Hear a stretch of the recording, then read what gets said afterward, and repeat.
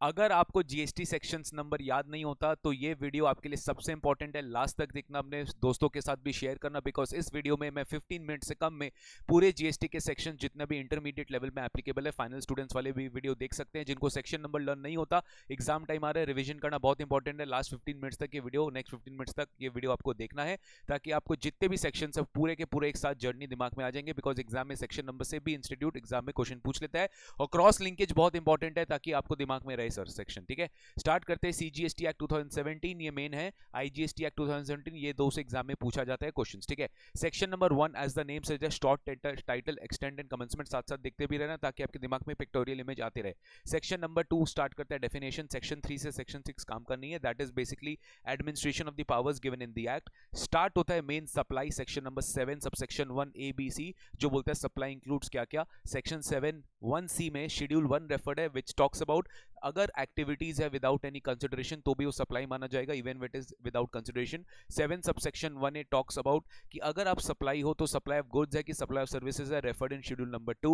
7 subsection 2 बताता है कौन कौन से एक्टिविटीज में सप्लाई नहीं माने जाएंगे। नॉन जीएसटी है शेड्यूल 3 में बहुत सारे एक्टिविटीज है जहां पर बताता है कौन कौन से एक्टिविटीज में सप्लाई नहीं माने जाएंगे। ठीक है, 7 सबसेक्शन 3 बताता है कि गवर्नमेंट कभी भी on the recommendation of GST council supply of goods को सप्लाई ऑफ सर्विस बता सकता है, सप्लाई ऑफ सर्विस को सप्लाई ऑफ गुड्स बता सकता है based on the recommendation of the GST council. फिर आता है section number 8 taxability of composite and mix supply. Composite supply principal supply predominant element होता है, उसी का टैक्स रेट पूरा सप्लाई का वैल्यू के ऊपर लग जाता है। मिक्स सप्लाई क्या होता है, जब कोई भी प्रेडोमिनेंट एलिमेंट नहीं है, ऑल आर्टिफिशियली बंडल्ड, और जो सबसे ज्यादा गुड्स या सर्विस जिसका सबसे हाईएस्ट रेट ऑफ टैक्स है उसी के ऊपर आपको पूरा का पूरा मिक्स सप्लाई मानना पड़ता है। सेक्शन नंबर 9 स्टार्ट होता है levy and collection of GST. Section number 9 के 5 सबसेक्शंस है, 91 92 93 94 95। 91 92 93 94 95 बेसिकली टॉक्स अबाउट क्या, सेक्शन 91 फॉरवर्ड चार्ज बात करते हैं, सेक्शन 92 की जीएसटी नहीं लगेगा 5 पेट्रोलियम प्रोडक्ट्स पे, petroleum crude, petrol, aviation turbine, फिर नेचुरल गैस और डीजल, ये 5 पेट्रोलियम प्रोडक्ट्स पे जीएसटी नहीं लगेगा until a date notified by GST council. 93 reverse charge और notified supplies which is given by the government in the notification, उस पर reverse charge लगेगा, लायबिलिटी होगी रेसिपिएंट के। 9 सबसेक्शन 4 बताता है अनरजिस्टर्ड सप्लायर अगर notified supplies notified registered person को करते हैं, जैसे कैपिटल गुड्स हो गया, सीमेंट हो गया, प्रमोटर को सप्लाई किया जाता है, तो रजिस्टर्ड पर्सन जो है उसी के ऊपर जीएसटी की लायबिलिटी की। 94 95 taxes paid by e commerce operator on the supply of services made through it which is 3 notified services, transportation of passengers, hotel accommodation and housekeeping plumbing, carpentering etcetera की services में e commerce operator को tax देनी पड़ती है, section 95 में अपने पढ़े थे।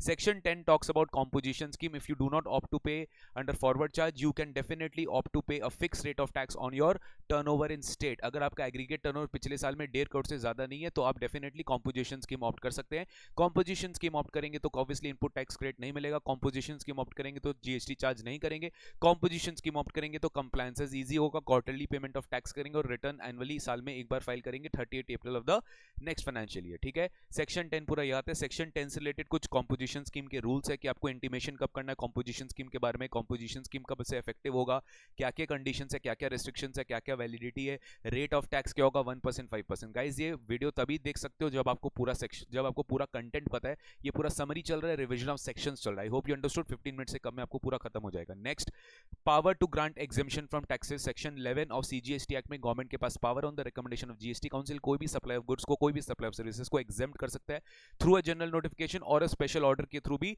ग्रांट किया जा सकता है exemption to a specific class of persons. ठीक है, सेक्शन 11 में नोटिफिकेशन आता है, notification number 12/2017 CTR dated 28 June 17, जहां पे पूरे पूरे एग्जेम्पशन ऑफ सर्विसेज लिस्टेड है, जहां पे आपको एग्जाम में याद रखना है ये नोटिफिकेशन नंबर। सेक्शन नंबर 11 के बाद स्टार्ट होता है section number 12 talks about time of supply of goods.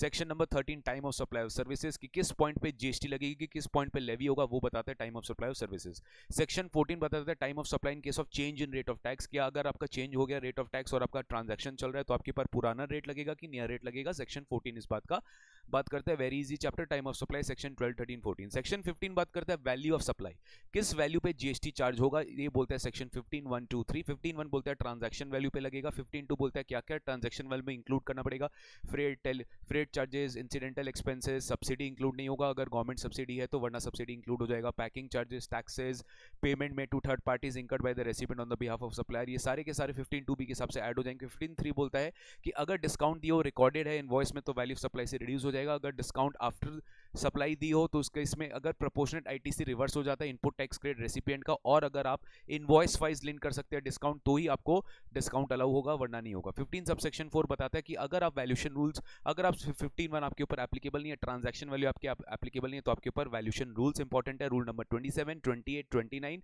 30 and 31 CGST के वैल्यूएशन रूल्स आपके ऊपर इंपॉर्टेंट है, ये आपको लर्न करना है। अलग अलग रूल अलग अलग के लिए। रूल 27 बोलता है जब consideration not Holi in money तो रूल 27 लगेगा। रूल 28 बोलता है जब रिलेटेड पर्सन डिस्टिंक्ट पर्सन के बीच में हो रहा है तो 28 लगेगा। रूल 39 बोलता है जब एजेंट और प्रिंसिपल के बीच में गुड्स की सप्लाई हो रही है तो रूल 29 लगेगा। रूल 30 बोलता है कि cost of production 10% of the cost of production आपका वैल्यू सप्लाई होगा। रूल 31 बोलता है कि रेसिडुअल मेथड अगर बेस्ट जजमेंट एडमेंट ले लो, अगर ये सारे रूल्स आपके ऊपर एप्लीकेबल नहीं, ये सब 15(4) से आता है। 15(5) टॉक्स अबाउट नोटिफाइड सप्लाईज का कुछ नोटिफाइड मेथड है और for determining the value supply, जो अल्टीमेटली रूल नंबर 32 में आता है, जहाँ पे अलग अलग एयर ट्रैवल एजेंट हो गए, इंश्योरेंस बिजनेस हो गए, सेकेंड हैंड गुड्स हो गया, बहुत अलग अलग तरह के सप्लाईज होते हैं, फॉरेन करेंसी एक्सचेंज कन्वर्टर्स हो गए, मनी एक्सचेंजर सर्विसेज हो गए, यहाँ पे सारा रूल 32 लगता है। Rule 33 talks about pure agent. Rule 33 talks about pure agent कि अगर मैं प्योर रीइंबर्समेंट रिकवर कर रहा हूँ अपने रेसिपिएंट से in the nature of pure agent तो उस पर जीएसटी नहीं लगेगा और वैल्यू ऑफ सप्लाई में इंक्लूड नहीं होगा। ठीक है, ये याद रखना है आपको। फिर मेन टॉपिक आता है guys section 16 input tax credit. Section 16 talks about eligibility conditions to take ITC. आप कब कब आईटीसी ले सकते हो, सेक्शन 16 बोलता है। सेक्शन 16 के 4 सबसेक्शंस होते हैं। Section 16(1) eligibility, section 16(2) conditions, section 63 and section 16(4) talks about time limit to take ITC, कब ले सकते हो ITC, very very important section number 16। Then talks about section number 17 apportionment of ITC, apportionment of ITC and block credit. 17 subsection 5 याद रखिएगा, block credits के बारे में बात करते हैं। No matter whatever the case में भी ये सारे क्रेडिट्स आपको कभी नहीं मिलेंगे। अगर आप कोई भी कॉमन इनपुट्स यूज कर रहे हो between taxable and exempt supply, तो जितना इनपुट आप एक टैक्सेबल सप्लाई के लिए निकाल सकते हो, एलोकेट कर सकते हो, उतना ही क्रेडिट आपको मिलेगा, बाकी आपको क्रेडिट नहीं मिलेगा। जितना एग्जाम सप्लाई के लिए निकाल सकते हो उसका क्रेडिट आपको नहीं मिलेगा। याद रखिएगा zero rated supply taxable supply के काउंट में ही आएगा for the purpose of apportionment, because zero rated supply का क्रेडिट अपने ले सकते हैं। Section 18 talks about availability of ITC in special cases, जैसे आप अवेल कर सकते हो, जैसे स्विच ओवर कर रही है from composition scheme to normal scheme, fresh registration ले रहे हो, राइट। तो ये सब केसेस ऐसा आता है जहाँ पे आप जैसे आप एग्जाम पेइंग स्टेटस से टैक्स पेइंग स्टेटस में मूव कर रहे हो तो वहां पे आपको क्रेडिट मिल जाएगा। वैसे क्रेडिट आप रिवर्स भी करते हो उल्टा केस में, जब आपका कैंसिलेशन होता है रजिस्ट्रेशन का, या फिर आप टैक्स पेइंग स्टेटस से एग्जाम पेइंग स्टेटस में मूव कर गए, या फिर नॉर्मल स्कीम से आप कॉम्पोजिशन स्कीम में मूव कर गए तो आपको रिवर्स भी करना पड़ता है आईटीसी। ये सब स्पेशल केसेस के बारे में सेक्शन 18 हमें बोलता है। सेक्शन 19 बोलता है कि जॉब वर्क के केस में इनपुट्स कैसे लिया जाएगा। आप जो खरीदते हो गुड्स जॉब वर्कर के पास जाते हैं तो क्रेडिट हमें मिल जाएगा। सेक्शन 19 बोलता है कैसे मिलेगा, ये अपने डिटेल में सेक्शन 19 में डिस्कस करेंगे। Section 20 talks about input service distributor, जिसको जीएसटी में सेक्शन 24 में कंपल्सरी रजिस्ट्रेशन लेना पड़ता है, तो वहां पे भी आपको याद होना चाहिए कि हाँ सेक्शन 20 में हमारा आईएसडी जो क्रेडिट डिस्ट्रीब्यूट करता है कैसे करता है वो अपने को पढ़ना है, इसके साथ कुछ रूल्स भी है। Section 21 talks about recovery of excess credit distributed. अगर आईएसडी एक्सेस क्रेडिट डिस्ट्रीब्यूट कर दिया किसी भी रेसिपिएंट को तो उसे कैसे रिकवर कर दिया जाएगा विद इंटरेस्ट पेनल्टी, सेक्शन 21 में दिया हुआ। यहाँ खत्म होता है आईटीसी, अब स्टार्ट होता है registration. Section number 22 persons liable for GST registration. Section number 22 persons liable for GST registration. अगर जीएसटी रजिस्ट्रेशन आप लेना चाह रहे हो persons liable for GST registration, तो किसको जीएसटी में रजिस्ट्रेशन लेने की रिक्वायरमेंट है, सेक्शन 22 बोलता है एग्रीगेट टर्नओवर के बेसिस पे। सेक्शन 23 बात करता है कौन कौन से लोगों को जीएसटी में रजिस्ट्रेशन नहीं लेना। एग्रीकल्चरिस्ट हो गए, Holi and exclusively exempt supply हो गया, Holi and exclusively non taxable supply हो गया, ये लोगों को जीएसटी में रजिस्ट्रेशन नहीं लेना। Section 24 talks about compulsory registration, किस किस को जीएसटी में कंपल्सरी रजिस्ट्रेशन लेना पड़ेगा, that is very very important. जो जीएसटी सेक्शन 24 बताता है कि ये जीएसटी में कंपल्सरी रजिस्ट्रेशन लेगा, जैसे इंटरस्टेट टैक्सेबल सप्लाई हो गया, आईएसडी हो गया, TDS deductor, TCS collector, agents behalf on supply of other taxable person, ये लोग सब जीएसटी में रजिस्ट्रेशन लेंगे। सेक्शन 24 बात करता है। सेक्शन 25 बात करता है प्रोसीजर ऑफ रजिस्ट्रेशन की इफेक्टिव डेट क्या होगा। रजिस्ट्रेशन का विद इन 30 डेज अप्लाई करेंगे तो इफेक्टिव डेट होगा डेट ऑफ लायबिलिटी, और विद इन 30 डेज अप्लाई नहीं करेंगे तो इफेक्टेड होगा date of grant of GST registration. Single registration per state से ज़्यादा multiple registration within a state भी ले सकते हैं for every place of business, लेकिन डिस्टिंक्ट पर्सन माना जाएगा। Distinct person very very important, एक पर्सन का एक रजिस्ट्रेशन है और दूसरा स्टेट में उसका कोई एस्टैब्लिशमेंट है तो एस्टैब्लिशमेंट ऑफ डिस्टिंक्ट पर्सन माना जाएगा। एक पर्सन का एक रजिस्ट्रेशन है, उसी पर्सन का दूसरा रजिस्ट्रेशन उसी स्टेट में या दूसरे स्टेट में, तो डिस्टिंक्ट पर्सन माने जाएंगे, भले ही वो एक ही पर्सन क्यों ना हो। जीएसटी नंबर अलग होते हैं, डिस्टिंक्ट पर्सन का कॉन्सेप्ट आ जाता है। इसमें बहुत सारी रूल्स है, वो आप देख लीजिएगा। नेक्स्ट है 20 नंबर 26 जो है डीम रजिस्ट्रेशन। अगर आप सीजीएसटी एक्ट में रजिस्टर्ड हो तो deem to be registered under SGST, और अगर आप एसजीएसटी एक्ट में रजिस्टर्ड हो तो deem to be registered under CGST. Section 27 special provision for casual taxable person, non resident taxable person. अगर मैं एक स्टेट में रजिस्टर्ड हूं, दूसरे प्लेस में जा रहा हूं ओकेजनली सप्लाई करने के लिए, तो मेरे को दूसरे स्टेट में कैजुअल टैक्सेबल पर्सन का रजिस्ट्रेशन लेना पड़ेगा 90 डेज के लिए, which can be further extended by 90 days. ठीक है, तो टोटल 180 डेज तक आपको रजिस्ट्रेशन सीटीपी का मिल सकता है। सेम एनआरटीपी, अगर मैं इंडिया के बाहर रहता हूं, इंडिया में सप्लाई करने के लिए आया हूं ओकेजनली, तो मैं इंडिया में एनआरटीपी का रजिस्ट्रेशन ले सकता हूं, non resident taxable person. GST पे करूंगा, एडवांस टैक्स दूंगा और चला जाऊंगा। सेक्शन 28 बात करते हैं अमेंडमेंट ऑफ रजिस्ट्रेशन। अगर आप रजिस्ट्रेशन लेना चाह रहे हो, अमेंड करवाना चाह रहे हो, तो आपको इन्फॉर्म करना पड़ता है registration change, core field, non core field. Core field होता है जहां पे प्रॉपर ऑफिसर के अप्रूवल रिक्वायर्ड है, नॉन कोर फील्ड जहां पे प्रॉपर ऑफिसर के अप्रूवल रिक्वायर्ड नहीं है। जहां चेंज के कारण आपका पैन चेंज हो रहा है तो वहां पे जीएसटी नंबर भी कैंसिल कराना पड़ेगा और आपको नया फ्रेश रजिस्ट्रेशन लेना पड़ेगा। सेक्शन 29 टॉक्स अबाउट कैंसिलेशन और सस्पेंशन ऑफ रजिस्ट्रेशन। अगर हम जीएसटी रजिस्ट्रेशन कैंसिल कराना चाहते हैं, सस्पेंड कराना चाहते हैं, तो हम जीएसटी रजिस्ट्रेशन कैंसिल करा सकते हैं, वॉलंटरी भी करवा सकते हैं, प्रॉपर ऑफिसर भी हमें फोर्स करके करवा सकता है। सेक्शन 30 है रेवोकेशन ऑफ कैंसिलेशन, कि अगर हम रजिस्ट्रेशन कैंसिल नहीं करवाना चाहते, कैंसिलेशन हो गया, उसके बाद हम एप्लीकेशन करना चाहते हैं कि वो कैंसिलेशन रिवोक हो जाए, तो आप सेक्शन 30 में एप्लीकेशन करते हो, आपको प्रोसीजर फॉलो करना पड़ता है। रजिस्ट्रेशन चैप्टर खत्म। सेक्शन 31 स्टार्ट होता है टैक्स इनवॉइसेस। टैक्स इनवॉइसेस आपको इशू करना पड़ता है, किस फॉर्मेट में, कैसे कैसे, क्या रूल्स एंड प्रोसीजर, सेक्शन 31 में बात करता है। सेक्शन 31 कैपिटल एक बात करता है कि फैसिलिटी ऑफ डिजिटल पेमेंट आपको देना पड़ेगा रेसिडेंट को नोटिफाइड मीन से। सेक्शन 32 बात करता है कि आप अनऑथोराइज्ड वे में टैक्स कलेक्ट नहीं कर सकते, अगर आपका सप्लाई एग्जेम्प्टेड है तो आप जीएसटी कलेक्ट नहीं कर सकते, सेक्शन 32 बोलता है। सेक्शन 33 बोलता है कि अगर आप टैक्स इनवॉइस इशू कर रहे हो तो वहां पे प्रोहिबिशन है कि आप, मतलब प्रोहिबिशन मतलब वो टैक्स इनवॉइस में आपको टैक्स अमाउंट सेपरेटली इंडिकेट करना पड़ेगा if supply is made for consideration. And section 34 talks about debit note and credit note, जिससे आप सेल्स रिटर्न, परचेज रिटर्न, ये सारा जो टैक्स इंपैक्ट होता है सब डेबिट नोट, क्रेडिट नोट के थ्रू होता है। नेक्स्ट आता है accounts and records number section number 35। आपको अकाउंट्स मेंटेन करना है, रिकॉर्ड्स मेंटेन करना है, आपको ऑडिट करवानी है। अगर आपका एग्रीगेट टर्नओवर 2 करोड़ से ज्यादा है तो कॉस्ट अकाउंटेंट और चार्टर्ड अकाउंटेंट आपका जीएसटी ऑडिट करेगा। जीएसटी एंड 9C में रिकॉन्सिलेशन स्टेटमेंट का बात करता है।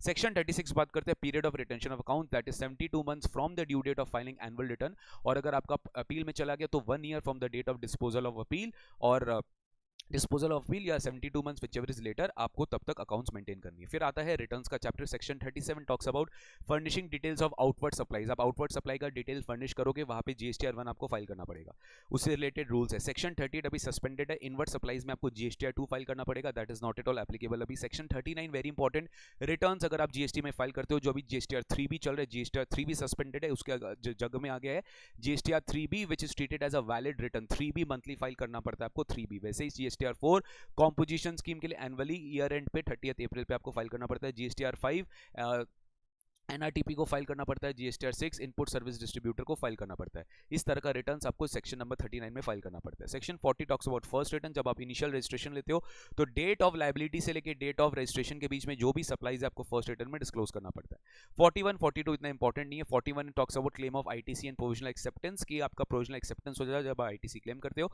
Section 42 talks about matching concept of ITC, जो जीएसटी रिटर्न्स में होता है, that is matching of ITC section 42। And 43 में matching of reduction in output tax liability. अगर हम डिस्काउंट देते हैं, क्रेडिट नोट देते हैं, तो हमारा आउटपुट टैक्स कम होता है, तो सेम चीज रेसिपिएंट का भी देखा जाता है कि उसने आईटीसी कम किया कि नहीं, सेक्शन 43 से देखा जाता है। Section 44 talks about annual return. Section 44 talks about annual return. Annual return हमें फाइल करना पड़ता है, ओके, ड्यू डेट है 31 दिसंबर of the next financial year. Section 45 talks about final return. जब जीएसटी का रजिस्ट्रेशन कैंसिल हो रहा है तो within 3 months from the date of cancellation और date of order whichever is later, आपको फाइनल रिटर्न फाइल करना पड़ता है। 46 talks about notice to return defaulters. अगर आप रिटर्न फाइल नहीं किए तो आपको रिटर्न फाइल करना पड़ेगा, सेक्शन 46 में आपको नोटिस आ जाएगा। 47 टॉक्स अबाउट लेट फीस। अगर आप रिटर्न टाइमली फाइल नहीं कर रहे हो, एनुअल रिटर्न टाइमली फाइल नहीं कर रहे हो, टीडीएस टीसीएस में टाइमली रिटर्न फाइल नहीं कर रहे हो, तो वहाँ पे सेक्शन 47 एप्लीकेबल हो जाएगा। 48 टॉक्स अबाउट जीएसटी प्रैक्टिशनर्स। आप कैसे क्या ले सकते हो, कैसे क्या एनरोलमेंट है, क्या क्वालिफिकेशन, सेक्शन 48 का बात करते हैं। रिटर्न्स खत्म।